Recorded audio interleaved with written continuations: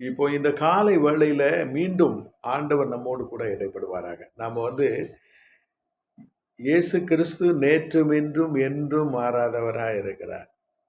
யெகோவா தேவன், ஆதியில யெகோவா தேவன், யெகோவா ஈரே. அந்த யெகோவா ஈரே என்ற அந்த நாமத்திற்கு பிறகு நம்ம பல நாமங்களை பார்க்கிறோம். பல நாமங்களை, அதாவது யெகோவா ஈரே, யெகோவா ராஃபா, யாத்திராகம் 15:26 குணமாக்குகிறவர். யெகோவா நிசி, யாத்திராகம் 17:15. இப்படியே பார்த்தீங்கன்னா யெகோவா ஹோசினு, யெகோவா மேகாடே, யெகோவா எலோஹோத் ஹோகா, யெகோவா ஏலோஹீனு, யெகோவா ஏலோஹைக், யெகோவா ஷாலோம், யெகோவா ஷேபாஹோத் ஹோரத், யெகோவா ரோஹி, யெகோவா ஹேலேயோன், யெகோவா சிக்கனு, யெகோவா மாக்கே, யெகோவா ஷம்மா. இப்படி பல பெயர்கள் இருக்கு. இந்த பெயர்கள் எல்லாம் அவருடைய செயல்களை, அவருடைய வல்ல செயல்களை குறிக்கிறது. இதற்கு முதல் பெயர் யெகோவா ஈரே. யெகோவா ஈரேனா என்ன அப்படின்னா, கர்த்தருடைய பர்வதத்தில் பார்த்து கொள்ளப்படும். அதை ஷார்ட்டா சொன்னா, நம்பிக்கை பர்வதத்தில் எல்லாம் பார்த்து கொள்ளப்படும். நம்ம பாஷையில் சொன்னா, நம்முடைய நம்பிக்கை பர்வதத்தில் எல்லாம் பார்த்து கொள்ளப்படும். அந்த பர்வதம் என்பது மிக முக்கியம்.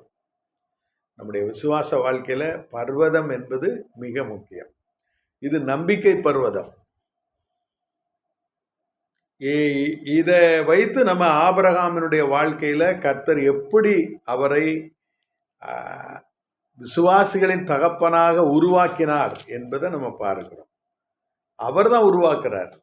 ஏன்னா அவர் தான் அழைத்தவர், அவர் தான் நடத்துபவர், அவர் தான் அந்த விசுவாசத்தை துவங்கினவர், அதை முடிக்கிறவர் அவர் தான். நம்முடைய வாழ்க்கையில நாம அவருடைய வார்த்தைக்கு செவி கொடுத்து நடப்பது மட்டும்தான் நம்முடைய வேலை. இன்னும் சொல்ல போனா அவருடைய வார்த்தைக்காக காத்திருப்பது, அதான் ரொம்ப முக்கியமானது. நீங்க காத்திருப்போர் மட்டும்தான் வந்தா வாகனத்துல ஏறி போவாங்க. ஒரு பஸ் ஸ்டாண்ட்ல நீங்க காத்திருக்கீங்க ஒரு இடத்துக்கு போகணும்னு சொல்லி, நீங்க காத்திருக்கலைன்னா உங்களுக்கு பிரயாணம் இல்லை. அப்போ காத்திருப்பு என்பது மிக மிக மிக மிக முக்கியம் விசுவாச வாழ்க்கையில. நம்ம அதை புரிந்து கொள்ளணும். காத்திருப்பு, கர்த்தருக்கு காத்திருக்கிறவர்களோ புதுபலன் அடைவார்கள்னு வசனம் இருக்குது. இப்போ கர்த்தருக்கு காத்திருக்காதவங்க கர்த்தரோட பிரயாணம் பண்ண முடியாது. கர்த்தரோட காத்திருக்கணும்னா நீங்க அவர் என்ன சொல்ல போகிறார் அல்லது என்ன செய்ய சொல்லுகிறார் என்பதை கேட்க ஆயத்தமாக இருக்கணும். எல்லாருக்கும் இதுதான் கஷ்டம். காத்திருக்க முடியாது. காத்திருக்காம அவசரப்பட்டுருவாங்க. அவசரப்படுறதுனால தேவனிடத்திலிருந்து ஒன்றையும் பெற்றுக்கொள்ள முடியாது அவங்களால. பாருங்க, பஸ்ஸுக்கோ அல்லது ஒரு வாகனத்துக்கோ நீங்க காத்திருக்கலைன்னா அந்த பிரயாணம் உங்களுக்கு கஷ்டமா தான் இருக்கும். ஒன்று பஸ்ஸை விட்டுருவாங்க, அல்லது பஸ்ஸு வர்றதுக்கு வந்து போன பிறகு வருவாங்க. இப்படி பல காரியங்கள் நடக்கும். அப்போ காத்திருப்பு என்பது ரொம்ப ரொம்ப முக்கியம். இங்க பாருங்க, 12:1 ஆண்டவர் அழைக்கிறார். அழைச்ச அடுத்த நிமிஷம் கீழ்ப்படிந்துடுறாரு. யாரு? ஆபிரகாம் கீழ்ப்படிஞ்சிடுறாரு. அவர் புறப்பட்டு போனான். 4ஆம் வசனத்துல கர்த்தர் ஆபிரகாமுக்கு சொன்னபடியே புறப்பட்டு போனான். இப்போ விசுவாச ஓட்டம் ஆரம்பமாயிட்டு. இப்போ ஒரு கனெக்ஷன் கிடைச்சிட்டு, கர்த்தருக்கும் ஆபிரகாமுக்கும் இடையில ஒரு உறவு உண்டாயிற்று. நமக்கு உறவு வந்துருச்சு. நம்ம ஆண்டவர் அழைச்ச உடனே கீழ்ப்படிஞ்சாச்சு. இப்போ காத்திருப்பு உண்டாயிற்று. நம்ம வாழ்க்கையில இந்த விசுவாச ஓட்டத்தில் ஆண்டவருடைய வார்த்தைக்கு காத்திருக்க நாம் பழகி கொள்ளணும். விசுவாச ஓட்டத்தில் மிக முக்கியமானது தேவனுடைய வார்த்தைக்கு காத்திருப்பது. காத்திருக்காம நம்ம அவசரப்பட்டு நம்ம காரியங்களை நம்ம செஞ்சுக்கிட்டு போயிட்டே இருந்தோம்னா நம்ம தேவனிடத்திலிருந்து ஒன்றையும் பெற்றுக்கொள்ள முடியாது. அதை நம்முடைய வாழ்க்கையில நம்ம புரிந்து கொள்ள வேண்டும். நம்முடைய வாழ்க்கையில நம்ம புரிந்து கொள்ளணும்னா தேவனுக்கு காத்திருக்கிற ஒரு ஒரு பழக்கத்தை உருவாக்கி கொள்ளணும். இப்ப பாருங்க, தேவனோடு பயணம் செய்ய அல்லது தேவனோடு ஒரு உறவை ஏற்படுத்தின இந்த ஆபிரகாமுக்கு கர்த்தர் தரிசனமாகிறார். இங்க 7ஆம் வசனத்தை பார்த்தீங்கன்னா, கர்த்தர் ஆபிரகாமுக்கு தரிசனமாகி அந்த உறவை உறுதிப்படுத்துகிறார். நம்முடைய வாழ்க்கையில பல விஷயங்களில் ஆண்டவர் நமக்கு நம்முடைய விசுவாசத்தை உறுதிப்படுத்துகிறவர் அவர்தான். அவர் நம்முடைய விசுவாசத்தை என்ன செய்வார்? அவரே உறுதிப்படுத்துவார். அவரே முன் நமக்கு தரிசனம் கொடுப்பார். இங்க பாத்தீங்கன்னா, இந்த கானான் தேசத்திற்கு தனி மனிதனா தன்னுடைய குடும்பத்தோடு அவனுடைய மனைவி, அவனுடைய வேலைக்காரர்கள், அவனுடைய உடைமைகள், அதோட மட்டுமில்லாமல் லோத்தும் சேர்ந்து வந்துடுறாங்க. இப்போ கர்த்தர் சொன்னதுனால கர்த்தர் தரிசனமாகிறார்.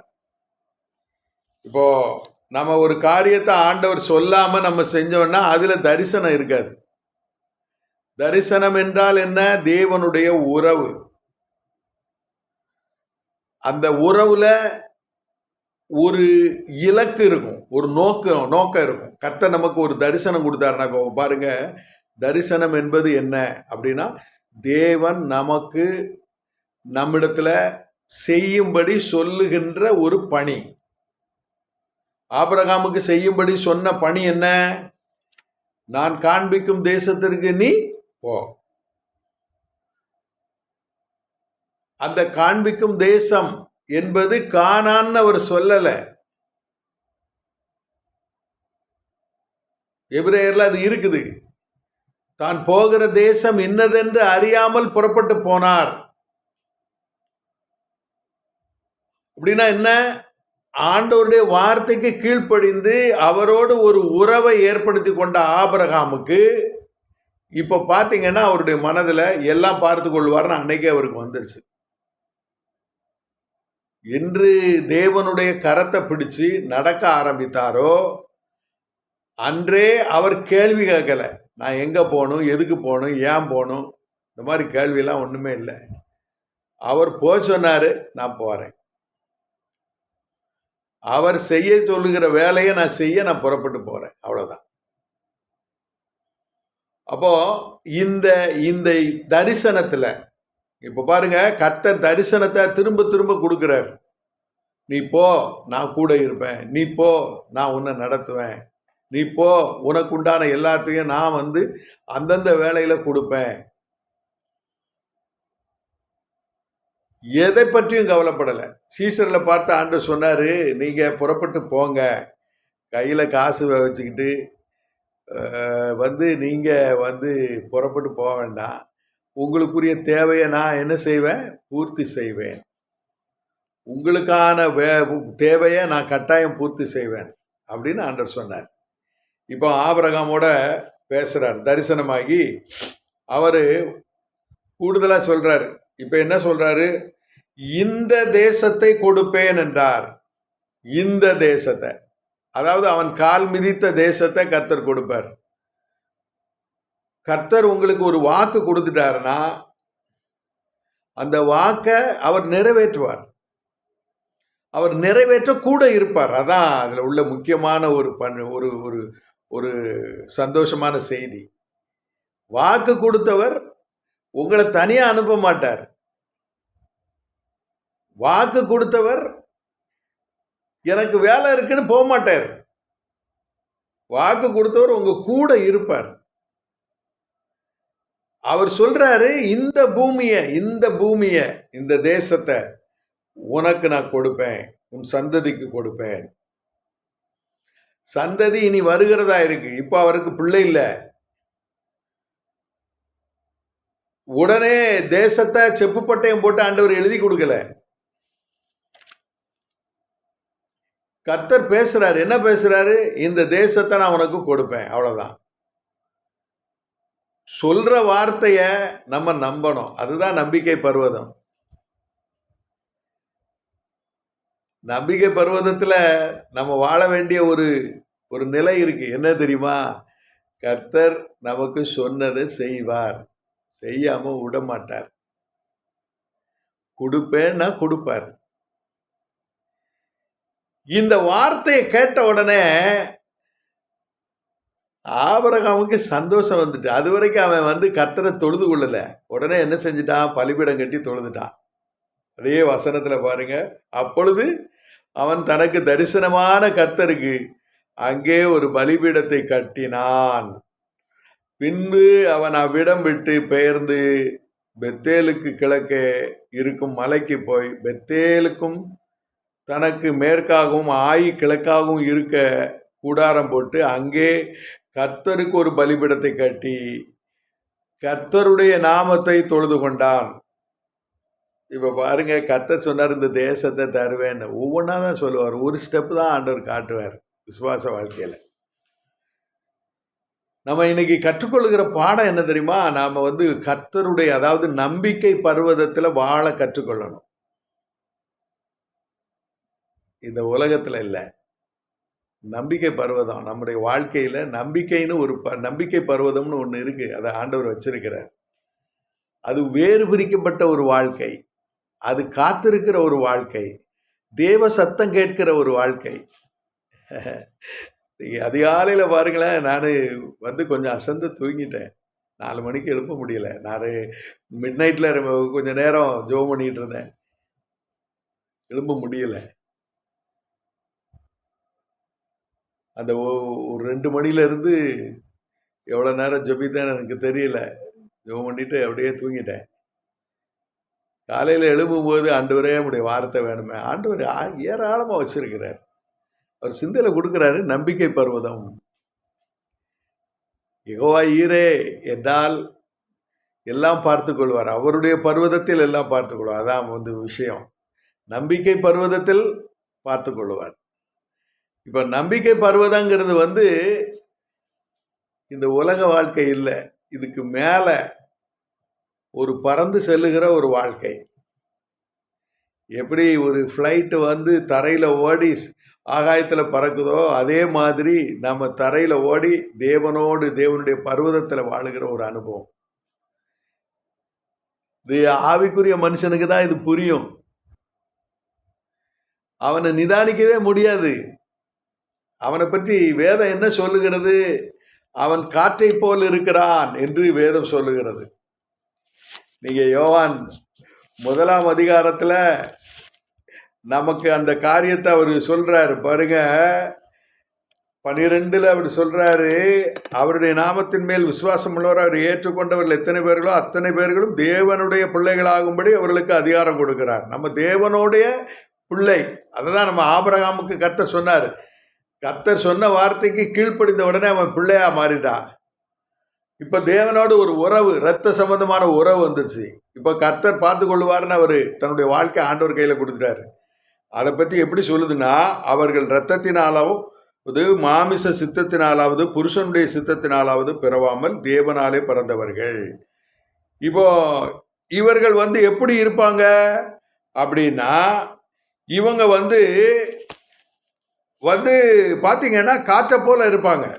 அதை யோவான் 3ஆம் அதிகாரத்தில் ஆண்டவர் சொல்லுவார் பாருங்க. 6ஆம் வசனத்தில் அப்படி சொல்லுவார். 5ஆம் வசனத்தில் பாருங்க, இயேசு பிரதித்திரமாக ஒருவன் ஜலத்தினாலும் ஆவியினாலும் பிறவாவிட்டால் தேவனுடைய ராஜ்யத்தை பிரவேசிக்க மாட்டான் என்று மெய்யாகவே மெய்யாகவே உங்களுக்கு சொல்லுகிறேன் அப்படின்னு சொல்லிட்டு அவர் சொல்றார் பாருங்க. மாமிசத்தினால் பிறப்பது மாமிசமாக இருக்கும், ஆவியினால் பிறப்பது ஆவியினால் இருக்கும். நீங்கள் மறுபடியும் பிறக்க வேண்டும் என்று நான் உனக்கு சொன்னதை குறித்து அதிசயப்பட வேண்டாம் அப்படின்னு அதுக்கு ஒரு உதாரணத்தை சொல்றாரு. ஆவியில பிறந்தவன் எப்படி இருப்பான் பாருங்க. ஆவியில பிறந்தவன் பாருங்க, காற்றானது தனக்கு இஷ்டமான இடத்தில் வீசுகிறது, அதன் சத்தத்தை கேட்கிறாய், ஆகிலும் அது இன்ன இடத்திலிருந்து வருகிறது என்றும் இன்ன இடத்துக்கு போகிறது என்றும் உனக்கு தெரியாது. ஆவியினால் பிறந்தவன் எவனோ அவனும் அப்படியே இருக்கிறான். இப்போ 1 கொரிந்தியர் 2ஆம் அதிகாரம் 9 அந்த வசனத்துக்கு வாங்க. 1 கொரிந்தியர் 2ஆம் அதிகாரம் 1 கொரிந்தியர் 2ஆம் அதிகாரம். அப்போஸ்தலனாகிய பவுல் இதை இன்னும் ஆழமா எழுதுவார். 1 கொரிந்தியர் 2ஆம் அதிகாரம் 9ஆம் வசனத்திலிருந்து பாருங்க. 9ஆம் வசனம். எழுதியிருக்கிறபடி தேவன் தம்மில் அன்பு கூறுகிறவர்களுக்கு ஆயத்தம் பண்ணினவைகளை கண் காணவும் இல்லை, காது கேட்கவும் இல்லை. அவைகள் மனுஷனுடைய இருதயத்தில் தோன்றவும் இல்லை.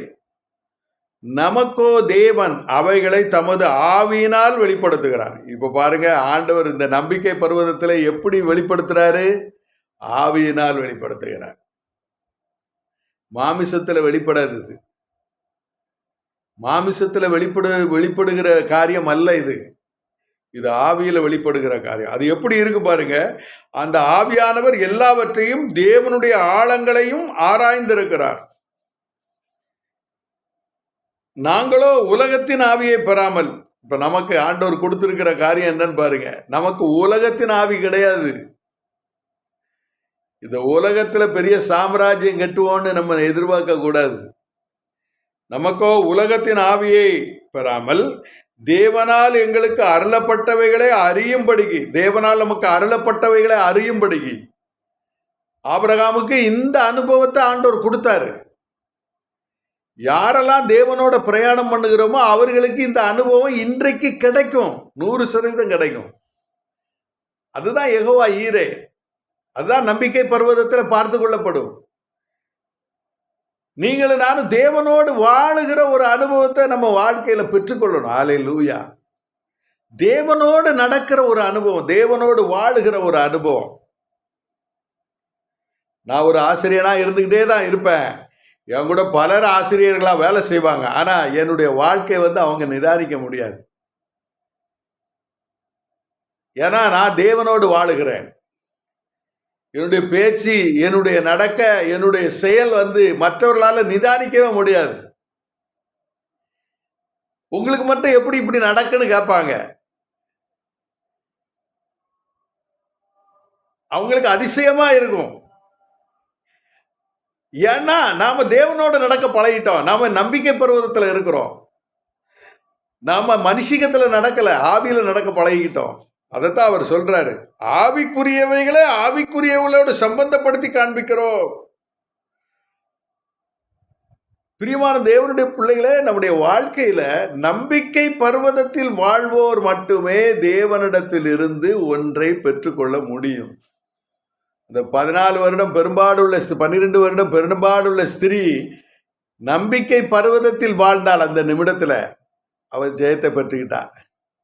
38 வருஷமா பெதஸ்தா குளத்துல படுத்து கிடக்கிறான். அவன் நம்பிக்கை பர்வதத்துல தான் இருக்கிறான். குளத்திலிருந்து ரட்சிப்பு வரும்னு நினைச்சான். ஆனா இயேசு கிறிஸ்து அவனை தேடி போய் ரட்சிப்பு கொடுத்தார். 10 குஷ்டரோகிகள் இருந்தாங்க. அவங்க குஷ்டரோகத்தோட தான் இருந்தாங்க. ஆனா நம்பிக்கை பர்வதம் அவர்களுக்கு கிடைத்தது. இயேசுவினிடத்துல போனா விடுதலை உண்டு அப்படின்னு நம்புனாங்க, நம்பி கேட்டாங்க. 10 பேர் விடுதலை பெற்றாங்க. திமிர்வாதக்காரன் கிடந்தான். ஆனா அவனை பார்த்தவங்களுக்கு ஒரு நம்பிக்கை பர்வதம் வந்துச்சு. அந்த நம்பிக்கை பர்வதத்தில் அவங்க செயல்பட்டாங்க. தூக்கிட்டு போய் இயேசுவானவருக்கு முன்னால வச்சாங்க. அந்த மனுஷன் நடந்துட்டான். அன்பான தேவனுடைய பிள்ளைகளே, ஆபிரகாம் சென்ற பாதையில் தான் நாம செல்லணும். ஆவிக்குரியவைகளை கொண்டு நம்ம நிதானிக்கணும். உலகத்துக்குரியவைகளை கொண்டு நம்ம நிதானிக்க முடியாது. நிதானிக்க கர்த்தர் அனுமதிக்க மாட்டார். நீங்க நம்பிக்கை பர்வதத்துல வாழ பழகி கொள்ளணும். பார்த்தீங்கன்னா ஆவிக்குரியவைகளை ஏற்றுக்கொள்ள பாருங்க. ஜென்ம சுபாவமான மனுஷனோ தேவனுடைய ஆவிக்குரியவைகளை ஏற்றுக்கொள்ளான். நம்பிக்கையே வராது அவனுக்கு. எதையும் தேவனிடத்திலிருந்து பெற்றுக்கொள்ளவே மாட்டான்.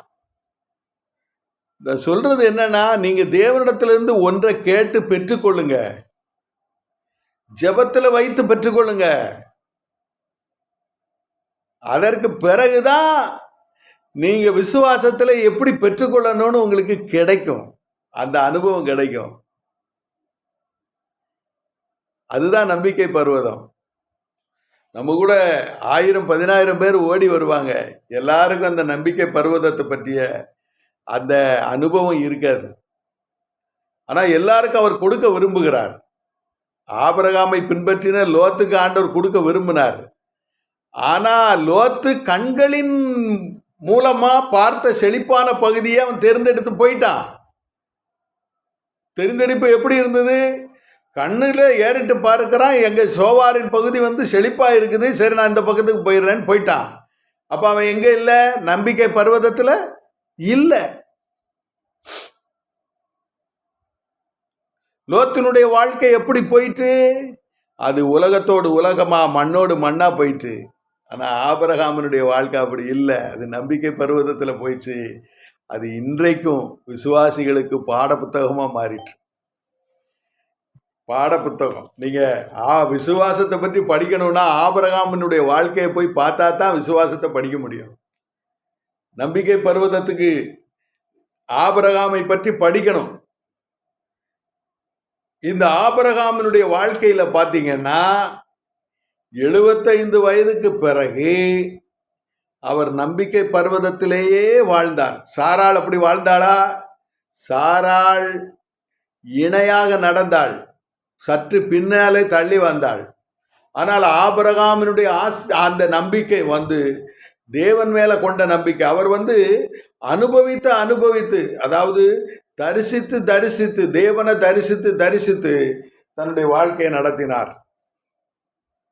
இப்ப பாத்தீங்கன்னா 13ஆம் அதிகாரத்துல அந்த பெத்தேல் மட்டும் போய் ஆயிக்கு நடுவாக நான் முன்பு கூடாரம் போட்டதும் தான்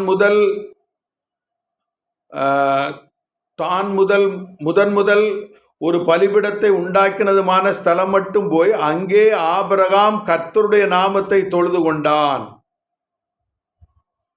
மீண்டும் மீண்டும் கர்த்தரை தொழுது கொள்ளுகிற ஒரு மனிதன். பணிந்து கொள்ளுதல் சரீர பிரகாரமா நடக்கும், தொழுது கொள்ளுதல் ஆவியில நடக்கும். கர்த்தரை பணிந்து கொள்ளுதல், ஒரு மனிதனை பார்த்த உடனே விஷ் பண்ணுவது, நாம் முகத்துக்கு முன்னால் நம்முடைய சரீரத்தில் நம்முடைய கைகளால் அதை செய்வோம், வணக்கம் சொல்லுவோம். அது வெளிப்படையான ஒரு செயல். தொழுது கொள்ளுதல் எப்படின்னா உள்ள சொல்லும், வாரான் சண்டாளன் விளங்காதவன் அப்படின்னு சொல்லிக்கிட்டே கும்பிடுவோம். எப்பா குள்ளநரி வருது அப்படின்னு மனசுக்குள்ள நினச்சிக்கிட்டே கும்பிடுவாங்க. முகம் சிரிச்சுக்கிட்டு இருக்கும், கை அதை பணிந்து கொள்ளும். ஆனால் ஆண்டவரை தொழுது கொள்ளுதல் அப்படி இல்லை. ரெண்டும் இணையும், செயலும் சிந்தனையும் இணையும். செயலும் சிந்தனையும் எப்படி இணையும்? பயபக்தியோட இணையும். பயபக்தினா என்ன? செயலும் சிந்தனையிலும் பயபக்தினா என்ன?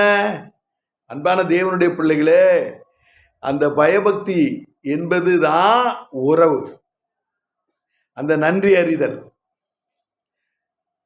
அந்த நன்றி அறிதல் எப்படி இருக்கும்? ஏற்கனவே நன்மை செய்துட்டாரு, ஏற்கனவே நமக்கு நம்ம மேல கரிசனையோட இருக்காரு, ஏற்கனவே நம்முடைய முன்னேற்றத்தில் அவர் விருப்பமாக இருக்கிறாருன்னு அறிஞ்ச பிறகு அவரை தொழுது கொள்ளுகிறது எப்படி இருக்கும்? செயலிலும் சிந்தனையிலும் ஒன்னா இருக்கும். நம்முடைய ரட்சிப்புக்காக பாடுபட்ட, நம்முடைய விசுவாசத்திற்காக பாடுபடுகிற, நம்மை இன்னும் தேவனோடு சஞ்சரிக்க நமக்கு கை கொடுக்கிற தேவ மனிதர்களை அல்லது மனிதர்களை பார்க்கும்போது செயலும் சிந்தனையும் இணையும். உங்களுக்கு நான் சொல்றது புரியும்னு நினைக்கிறேன். உங்களுக்கு உங்க பாஸ்டரை பார்க்கும்போது எப்படி இருக்கும்? செயலும் சிந்தனையும் இணையும். சரியா? செயலும் சிந்தனையும் இணையும். சக விசுவாசியை பார்க்கும்போது எப்படி இருக்கும்? சற்று கொஞ்சம் கஷ்டமாக தான் இருக்கும். ஏன்னா நம்ம ஒன்றா ஓடிக்கிட்டு இருக்கோம். சரி, நம்மோடு வேலை செய்கிற ஒரு நபர், உலக மனிதன் ஒருத்தர் பார்க்குறோம். செயலும் சிந்தனை ஒன்று போல இருக்குமா? இருக்காது. செயல் இருக்கும், சிந்தனை கொஞ்சம் எச்சரிக்கையாக தான் இருக்கும். எதையும் கவனமாக தான் இருக்கும். அங்கே நன்றி அறிதல் இருக்காது. ஆபிரகாம் தேவனை தொழுது கொண்டான். செயலும் சிந்தனையும் ஒன்றாக இருந்தது. ஆயினால்தான் ஆண்டவர் சொல்றார், இந்த ஜனங்கள் வாயினால் சேர்ந்து இருதயத்தில் தூரமா இருக்காங்கன்னு ஆண்டவர் சொல்றாரு. நான் கர்த்தரானால் எனக்கு கனம் எங்கேன்னு கேட்கிறாரு. நான் தகப்பனானால் என்னுடைய ஸ்தானம் எங்கேன்னு கேட்கிறாரு. ஆபிரகாம் கர்த்தரை எப்படி நேசித்தான் தெரியுமா? செயலும் சிந்தனையும் சேர்ந்து அது ஒன்றாக இருந்தது. இது கர்த்தருடைய பர்வதத்தில் தான் இருக்கும். தொழுது கொள்ளுதல் உண்டாகும் போதுதான் அது நமக்கு கிடைக்கும். இந்த காலை வேளையில ஆபிரகாமை பின்பற்றுகிற சந்ததியாக மாறுவோம்.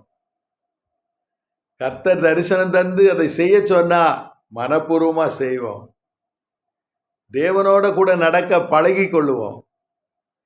உலகத்துல நடக்கிறோன்னு நினைக்காம தேவனுடைய பர்வதத்துல இருக்கிறோங்கிறத மறந்து போகாம அவரோடு நடக்க பழகி கொள்ளுவோம். இந்த நாளும் நமக்கு தேவனுடைய பர்வதத்தில் நடக்கிற ஒரு அனுபவத்தை கர்த்தர் நமக்கு தருவாராக. கண்களை மூடி ஜெபிப்போம். நல்ல ஆண்டவரே, இந்த காலை வேளைக்காய்மை துதிக்கிறோம். நீர் எங்களோடும் எங்களுடைய வாழ்க்கையோடும் இடைபடுகிற தேவன் ஆண்டவரே. எங்கள் ஆண்டவரே ஆவியிலே இடைப்பட்டு எங்களை கர்த்தாவே அந்த நம்பிக்கை பர்வதத்திலே வாழ பண்ணுகிற தேவன்.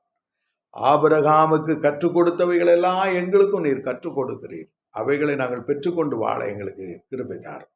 தொடர்ந்து எங்களை ஆசீர்வதியும். இயேசுவின் நாமத்தில் வேண்டுகிறோம் நல்ல பிதாவே. ஆமென்.